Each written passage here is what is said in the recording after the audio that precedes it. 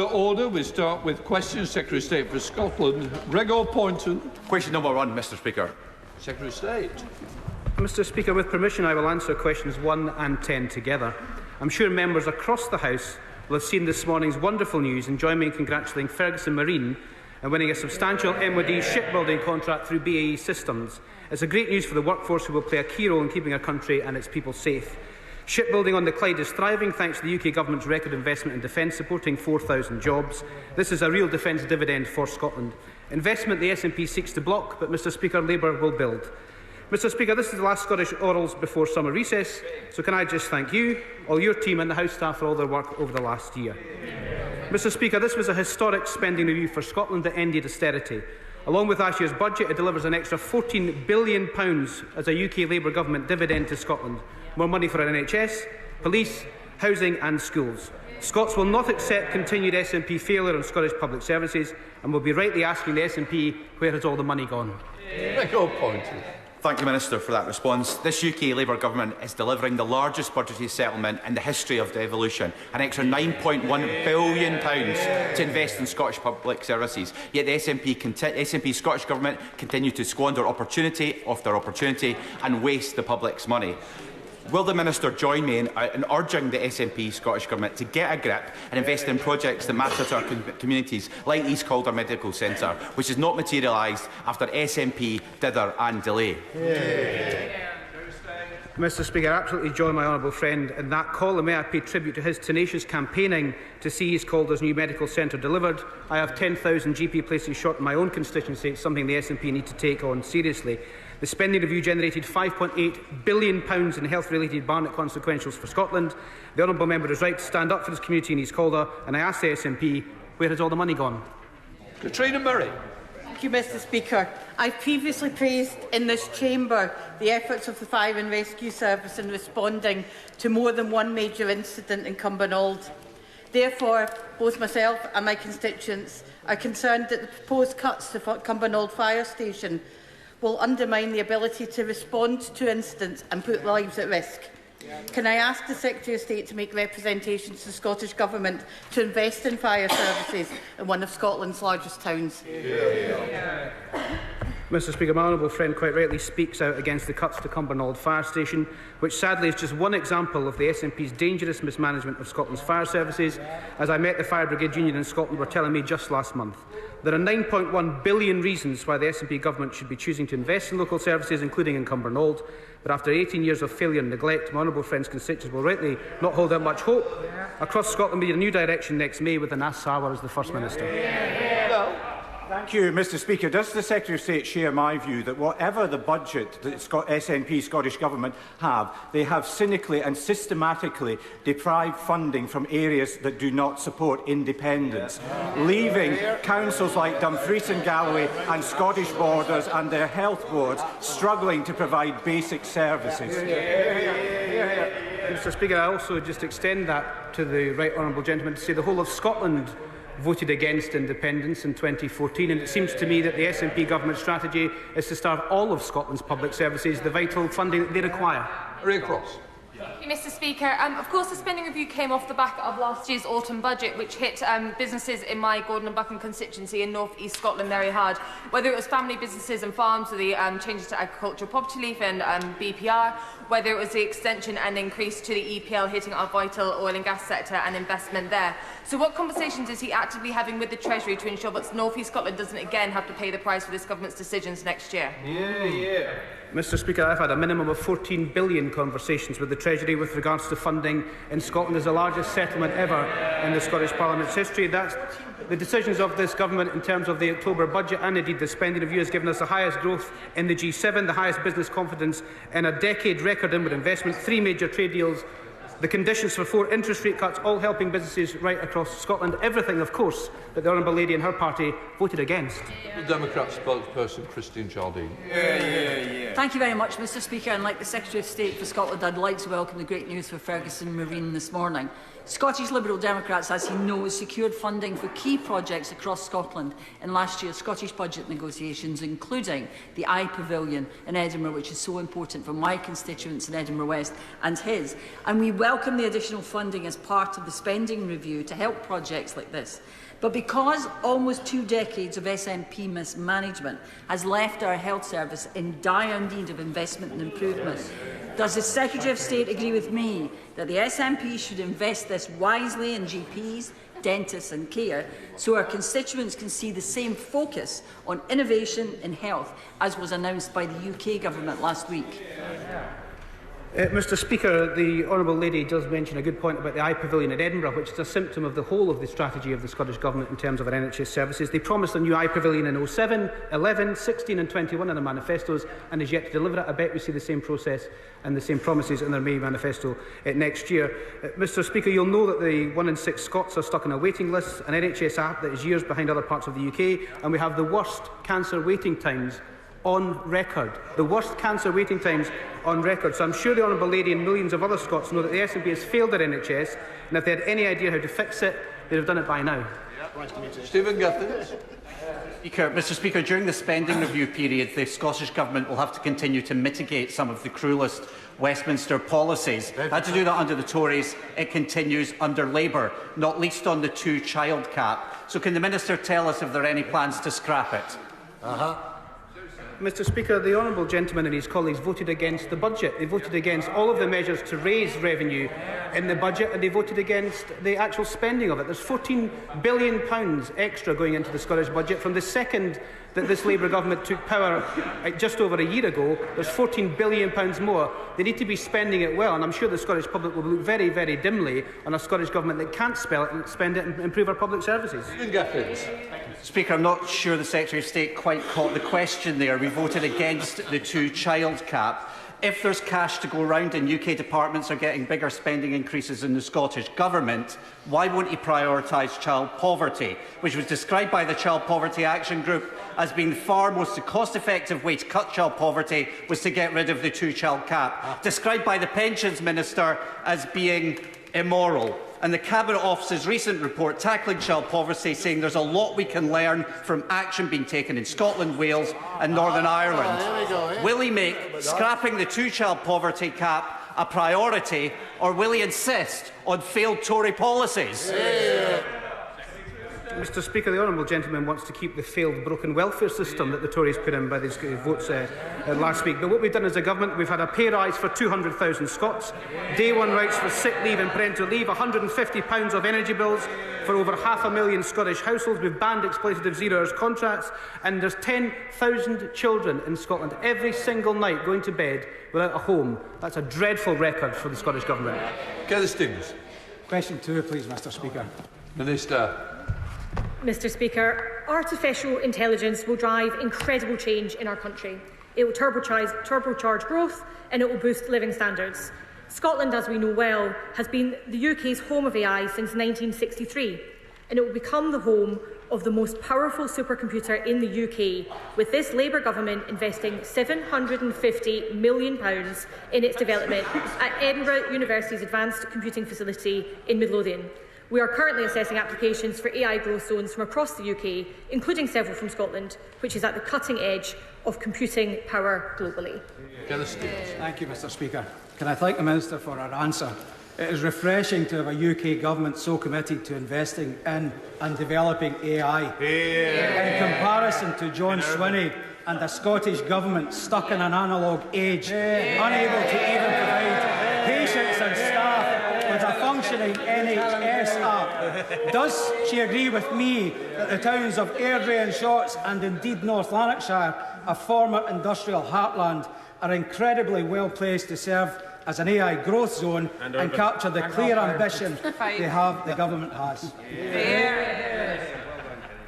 Mr Speaker, much like my honourable friend, who is a truly passionate advocate for his community, I too am proud to represent one of Scotland's industrial heartlands. He's right to highlight the role that they can play in Scotland's AI future.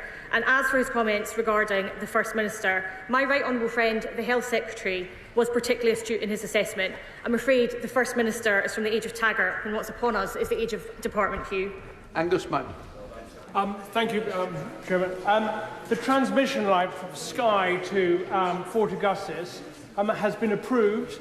Due to a technicality, the people along the route will be deprived of £22 million. Would the Minister take this up with Ofgem? Thank you very much. Mr Speaker, I'm led to believe the honourable member has already picked this up with the Secretary of State and he'll be taking it forward. But yes, I'd be delighted to talk to him about that. Total cry. Number 3, Mr Speaker. Minister. Mr Speaker, the Secretary of State and I are committed to supporting a flourishing broadcasting sector in Scotland and regularly meet its representatives. I know that my honourable friend for Healing and Yar was part of a recent engagement when the Scotland Office was delighted to co-host with MG Alba, at which he spoke passionately about the importance of Gaelic broadcasting, and we share his commitment to it. Total cry. Thank you, Mr Speaker. We Islanders have always been international ambassadors, and I'm delighted that some of the Lewis chess pieces are going to France. A little bit of Gaelic Scotland in President Macron's pocket. Gaelic broadcasting also has a global reach, 1.8 million viewers of Inela and MG Alba's detective series. Gaelic is a big part of Brand Scotland. Now, it's a straightforward ask to ask for more money for broadcasting, but can I ask ministers to think more imaginatively about growth deals? Can we see a Scotland-wide growth deal for Gaelic, for cultural heritage like the Lewis chess pieces, for childcare, so we grow the social infrastructure of Scotland as well as its physical infrastructure? Mr Speaker, my honourable friend makes an interesting point, and he's been advancing this case, and he's right that the whole objective of the growth deals is to support people to live well in the places that they love. As he knows, the UK Government has delivered a historic spending review for Scotland, and it includes ambitious plans for local growth to be the foundation of national renewal. The Scotland Office will continue to engage with him and other members across the House and with Scottish local government to ensure that local growth investment supports the change that Labour promised and the change that our communities want to see. Gregory. Mr Speaker, there have been a number of co-productions between BBC NI and BBC Scotland. Would the Minister agree with me that we should develop and promote co-productions across the nations and the regions of the United Kingdom so that we can get excellence and best practice wherever it occurs right across the United Kingdom? Thank you, Mr Speaker. I do agree with him that we should be cooperating as far as possible, but it's also important to record for the House that steps have been taken to preserve the future of homegrown content and talent already through initiatives such as the UK Government's independent film tax credit and high-end tax relief, providing a real opportunity for the industry to grow. But I'd certainly be delighted to talk to him about how the industry in Scotland and Northern Ireland could cooperate more effectively. John Brady. Question 4, please, Mr Speaker. Secretary of State. Mr Speaker, the industrial strategy is transformational for Scotland. A year ago, this government inherited an industrial crisis after 14 years of no plan and a complete disinterest from the SNP and the Conservatives when it came to Scottish industry. Can I, though, congratulate the SNP for their job creation programme? They've created tens of thousands of jobs in China, Turkey and Poland. Rather than standing up for Scotland, they've been shipping Scottish jobs overseas. Scotland has a proud industrial past, and Labour's industrial strategy will work to ensure we have a bright industrial future, and the Scotland Office will be doing all we can to exploit those opportunities. Thank you, Mr Speaker. The industrial strategy identifies defence as a key industry. It is a big employer in Glasgow and could create many good jobs for my constituents. However, the SNP have banned the Scottish National Investment Bank and Scottish Enterprise from investing in defence companies. Does my right honourable friend agree with me that this shows that the SNP government are weak on defending Scotland and are denying Glaswegians many good jobs? Mr Speaker, you'll be unsurprised to hear me say that I agree with my honourable friend. I was astonished to learn that the SNP were blocking investment in a national specialist welding centre on the banks of the Clyde. That's putting their own student politics before job opportunities for working class young people, especially at a time when 1 in 6 are not in education, employment or training. Politics before people, it just isn't good enough. But where the SNP stand down, Labour will step up and fund that centre. We'll invest in defence and create a defence dividend, which means jobs and opportunities for everyone in Scotland. Dave Dugan. you, Mr. Speaker. With the exception of London, the vortex that sucks in wealth, capital and talent from across these islands, it is Scotland who tops the league for foreign direct investment. It is Aberdeen, Glasgow and Edinburgh who are in the top 10 cities in the UK for foreign direct investment, and that's been for 10 of the 18 years that the SNP have been in power. What's the Scottish Secretary done ever to get FDI into Scotland? Mr. Speaker, the honourable gentleman needs to calm down a little bit, I feel, because one of the key investment opportunities into Scotland, of course, is into the renewable energy sector to be able to make our plan for clean energy by 2030. A lot of that will be capitalised by both the National Wealth Fund and indeed GB Energy. Two things that the honourable gentleman and his party voted against, Mr. Speaker. Shut the Secretary of State, Andrew. Thank you very much, Mr. Speaker. Mr. Speaker, this past Sunday, the 6th of July, marked 37 years since the Piper Alpha disaster, an incident that claimed the lives of 165 men and affected many more, particularly in and around the northeast of Scotland. We remember them, their families, their friends, and indeed all of those who continue to do the dangerous work offshore in our oil and gas industry, ensuring that the lights stay on in this country. Could the right honourable gentleman please tell the House, when will the industrial strategy replace the tens of thousands of jobs set to be lost in the North Sea on his watch? Mr. Speaker, can I join the honourable gentleman in paying respects on the 37th anniversary of the Piper Alpha disaster? It's left an indelible scar on Scotland, and we will never forget the lives that were lost.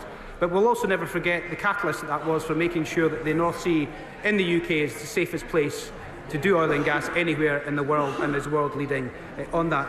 Mr. Speaker, I can merely answer that question by saying to the honourable gentleman that all of the initiatives that this government has put forward in terms of getting to clean power by 2030, he and his party have opposed. And I would gently say to the honourable gentleman that when he finds out who the former Energy Minister was in the previous government, he's going to be very disappointed. Andrew Bowie.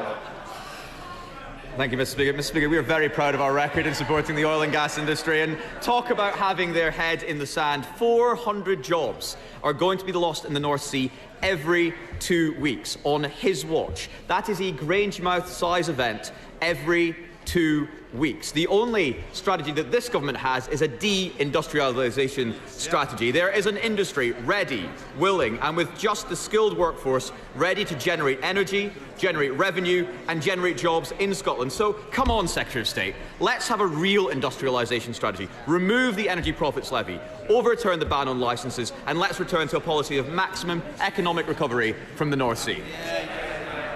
Mr. Speaker, the energy profits levy was brought in by the former Energy Minister in the previous government, who so happens to be sitting across from me at the dispatch box today. We have the North Sea Transition Consultation, which is closed.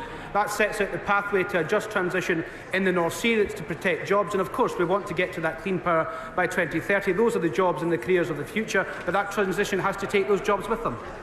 Alfred Brown. Question number 5. Minister. With your permission, Mr. Speaker, I will answer questions 5 and 14 together. Scotland cultivates the very best produce in the world, and we are absolutely committed to supporting Scotland's agricultural sector, and indeed all those who live and work in our rural communities. I was very pleased that the Scottish Government's Minister for Agriculture and Connectivity joined me in a food and farming roundtable I hosted in Edinburgh in April. We heard directly then from the sector about how Scotland's two governments can best collaborate and continue to support those that put food on our table. Thank you, Mr. Speaker. Like farmers in my constituency of Chester South and Eddisbury, farmers in Scotland feel let down by this government's disregard for agriculture and the countryside. We've seen Labour look the other way as the Scottish Government delivered real-term cuts to the agriculture budget. Scottish Conservatives have set out a clear, multi-year plan to give farmers the certainty they need. So will the Secretary of State urge the First Minister to back that plan, which has strong support from the farming community, and help reverse the damage done to Scottish agriculture and our food security? Mr Speaker, the Scottish Government has been given a record settlement in the devolution era, and it's now for the devolved governments to allocate their funding in devolved areas as they see fit. They are accountable to their own legislators and indeed the Scottish public. That's a key principle of devolution, and this Labour Government will respect it. John Cooper. Thank you, Mr Speaker. We Conservatives were vilified when we pointed out that the vindictive changes to farming reliefs were going to damage jobs in rural Scotland. The Scotland Office conducted its own roundtable speaking to agriculture figures. Will the honourable gentleman share the results of that with the House, with the Scottish Government and, crucially, also with whoever the Deputy Prime Minister decides will be the next Chancellor of the Exchequer? Mr Speaker, I'd be delighted to report back to the House and to Scotland's rural communities, including my own in Midlothian, about the outcomes of the farming roundtable. What we heard from stakeholders directly was that they wanted support and, crucially, for the two governments to work together, which is exactly why we had the Scottish Government around the table. Mr Speaker, does the Minister agree that Scottish agriculture, salmon and distilleries like Lockleigh in my constituency will benefit from our 3 trade deals? But can she work out why the SNP failed to support them? Mr Speaker, those 3 trade deals are, of course, some of the proudest achievements of this Labour Government, and they will disproportionately benefit Scotland because it is, as I have already said, home to some of the finest produce on the face of the earth, and we are delighted to be promoting it as part of the Scotland Office's Brand Scotland efforts. Mr Speaker, does my honourable friend agree it is the Chancellor's excellent spending review for Scotland setting out record funding for the Scottish Government, which means SNP ministers are ideally placed to offer the agricultural sector in Scotland a multi-year funding settlement, and that's exactly what they should now do. Mr Speaker, I agree with my honourable friend that the Scottish Government has been blessed with a record settlement in the devolution era. The difficulty for those of us on this side of the House that championed that settlement is that we are all too well aware that I'm afraid the Scottish Government is absolutely addicted to wasting money, which is why the only route for Scotland to have a new direction is to replace a failing Scottish Government with a Labour one in May. Thank you very much, Mr Speaker. Mr Speaker, this weekend I was at the Fettercairn show in my constituency, and I noted that 2 weeks ago the Secretary of State was at the Royal Highland Show in Edinburgh. Now, with new research showing that more than 16,000 jobs are expected to be lost as a direct result of Labour's family farm tax, can I ask the Secretary of State and the Minister what their message to farmers that they met at the Royal Highland Show was regarding their government plans to kill family farms in Scotland? Because judging by the comments made this weekend, to me, the fear, anger and disgust at how this government has treated the agricultural sector and rural Scotland very much remains. Mr Speaker, our message to the farming community, including NFUS Scotland, with whom I meet regularly, and indeed to whom I spoke at their annual conference earlier, was there has to be fairness in the government's approach to the public finances. The latest figures from 2021 to 22 show that 40% of the value of APR went to just 7% of claimants. That is neither fair nor sustainable. To Luke Evans. Number 6, Mr Speaker. Mr Speaker, the ruling brings clarity and confidence for women and service providers such as hospitals, refugees and sports clubs. Single-sex spaces are protected by law under Labour's Equality Act 2010 and will always be protected by this Government, alongside the rights of the trans community, as was stated by the Supreme Court. Luke Evans. Mr Speaker, Joe Griffin, the Permanent Secretary of the Scottish Government, in appearing in front of the Hollywood Finance Public Administration Committee, was asked about action taken relating to the Supreme Court judgment. When pushed, he said, specific actions, I can't give you that right now. So does the UK Government believe that the Scottish Government is failing to uphold the law? Mr Speaker, the application of the Supreme Court ruling to services in Scotland is a matter, of course, for the Scottish Government. It's for the Scottish Government to ensure they fully comply with the law as it stands. Imogen Walker. Mr Speaker, the Supreme Court judgment provided very welcome legal clarity on the matter of biological sex. But the Scottish Government has met clarity with chaos. Does the Secretary of State agree with me that the SNP has made an absolute mess of this in much the same way that they have made a mess of passing on the biggest settlement in the history of devolution to Scottish NHS, education and housing services? And isn't it time they got a grip? Mr. Speaker, I think the F word could be used in terms of whatever the Scottish Government has done, and that is the word failure. And when it comes to the elections in May 2026 next year, the Scottish public will have to decide whether or not they require a third decade of the SNP Scottish Government or a change with an Anas Sarwar as First Minister.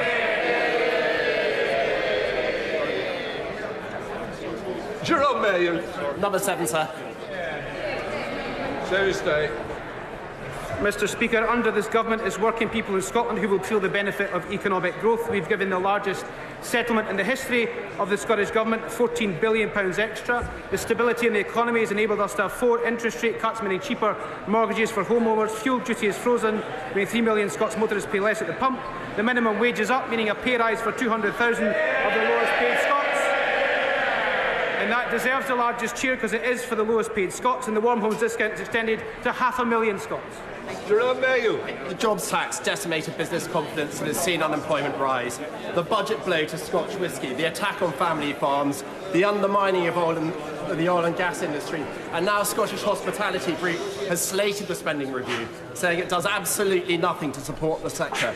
So will he work with the Chancellor to undo the damage of her budget and her spending review that they've inflicted on family farms, Scotch whisky, oil and gas industry, hospitality, entertainment and business confidence in Scotland?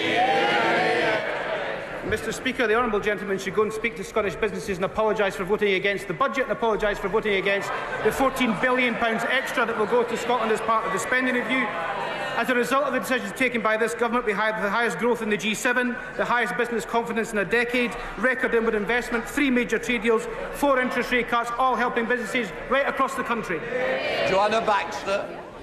Mr. Speaker, it's fantastic news that Ferguson Marine has secured this contract with BAE Systems to help further enhance the UK's maritime capability and making use of the skilled workforce there. Does my right honourable friend agree that this is in sharp contrast to the student union politics played by the SNP Government in relation to defence? And does the Minister agree with me that the benefits of the spending review cannot be fully assessed until the SNP are removed from power in 2026? Mr. Speaker, yet again I agree with my right honourable friend, and can I pay a special tribute to both her and my honourable friend, the member for Inverclyde and Renfrewshire West, who've done so much to make sure we can get work into Ferguson Marine. But again, Mr. Speaker, it won't be lost on the House, or indeed the Scottish public, that it's the defence industry that's supporting jobs in Scotland's defence industry, and that is straight into Ferguson Marine. Whereas the Scottish Government walks past on the other side, we will invest, Mr. Speaker.